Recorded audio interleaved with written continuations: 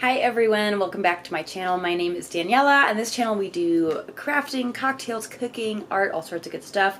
I just recently came out with a gouache painting video and I got really amazing responses, so I thought I would play some more with gouache, and I was like, well, I might as well film it. So I'm just gonna jump right in. I'm using watercolor paper, just some Reeves gouache, not the best brand, but it's what I've got and that's working for me.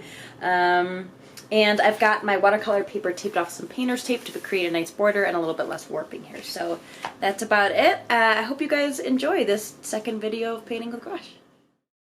Before I leave you all with some delightful music, I thought I would explain a few different things here.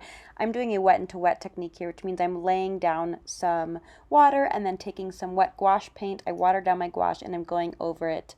Now, I did end up doing a couple layers of this because it wasn't quite the vibrant blue I was looking for, and I was working with what I had because, like I said, this is the set of gouache that I have.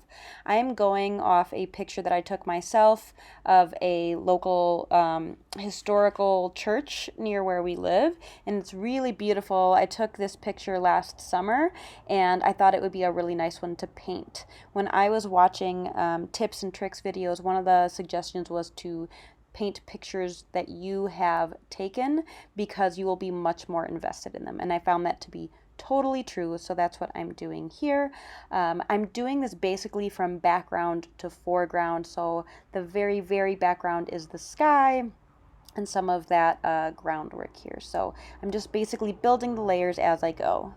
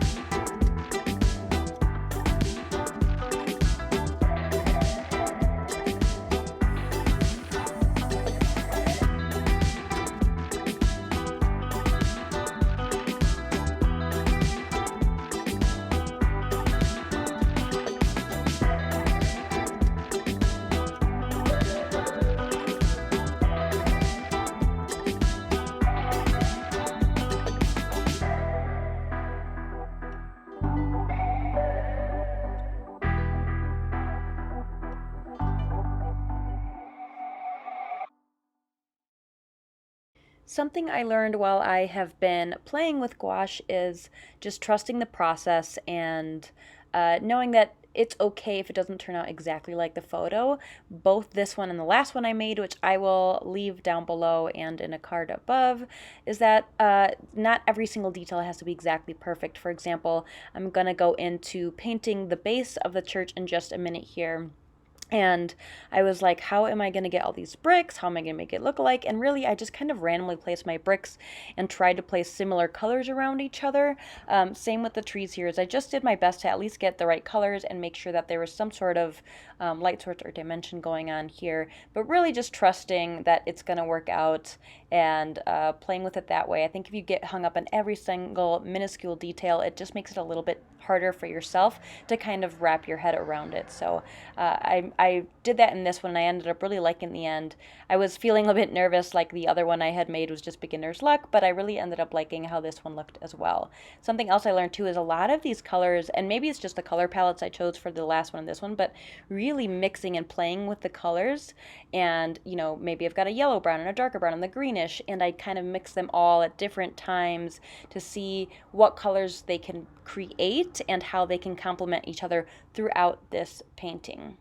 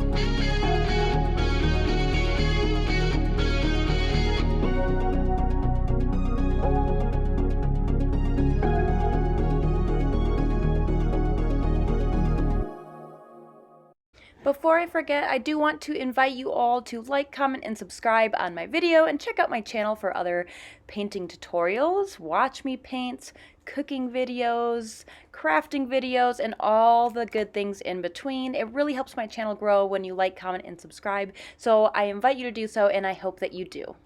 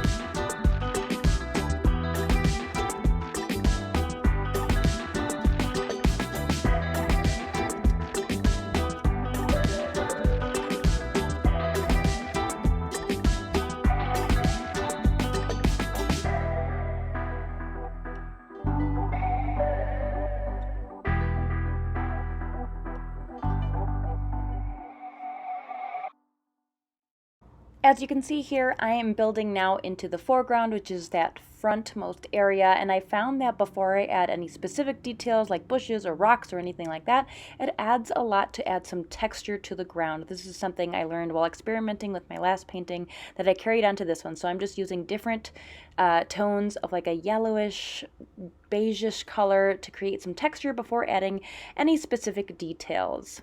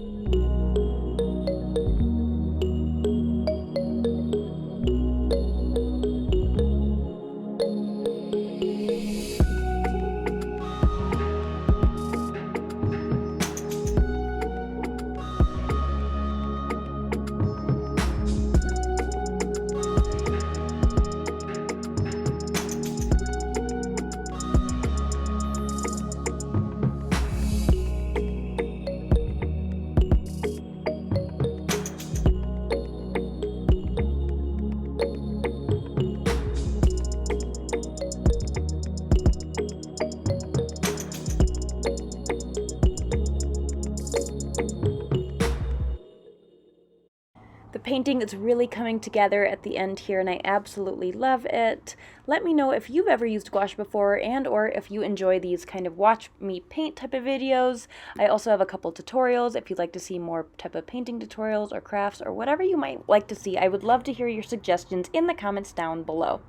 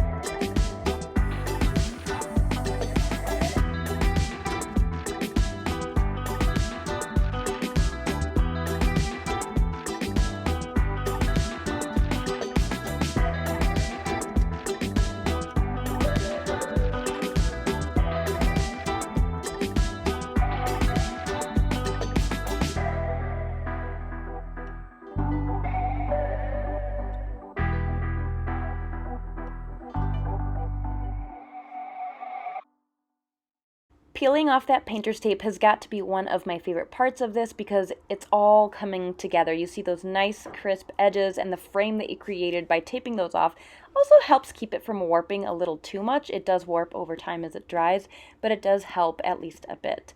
Now what I'm doing here is I want to make sure all my edges are even, so I'm just using a yardstick. Of course you could use a ruler, a pencil, and an X-Acto knife to just cut this to size. So I'm just leaving a 1/2 inch white border around my painting here, and then I sign it and it is ready to go.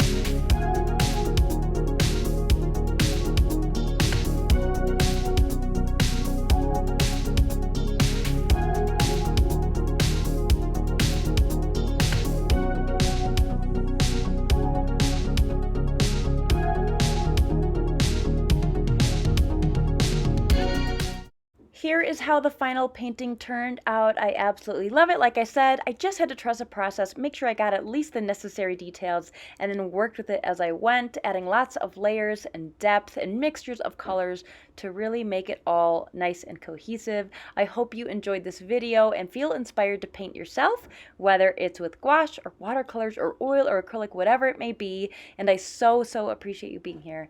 I will see you all in the next video. Thanks. Bye.